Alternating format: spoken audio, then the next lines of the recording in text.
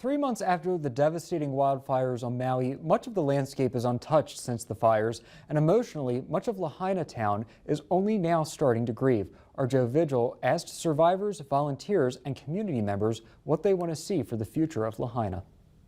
My number one hope for Lahaina is that the people of Lahaina remain here. First, let me say I encourage everyone who's been impacted to stay and rebuild, because that's where the healing's going to be. There's so much healing to be called for in these places.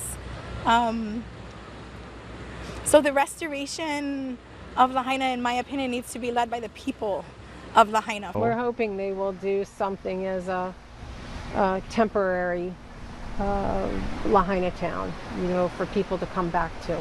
I hope that each of them gets what they dream of. My hope is that we'll see the people who lost their homes back in their homes where they were in Lahaina. I would love to see Lahaina town thriving again, and it will. It's going to look different, and I don't know what it will look like, and I don't necessarily need to decide what it's going to look like. I just want to be a part of the process. It was a fun place to be, and the people haven't changed and the merchandise hasn't changed, just the place, so we're hoping to get something going, so we can all get back to work and have some income.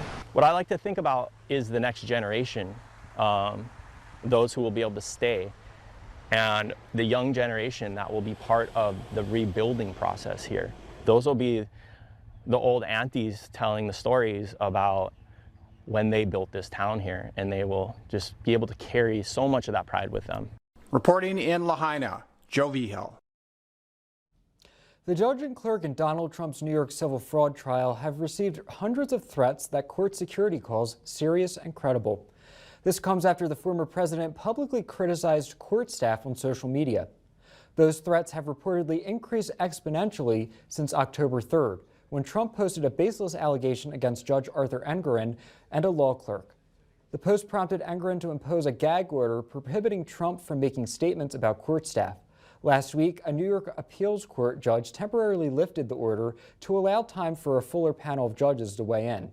According to a Wednesday filing, Judge Engoron's chambers have received hundreds of harassing and threatening calls and emails. The court administrator is asking the appeal court to keep the gag order.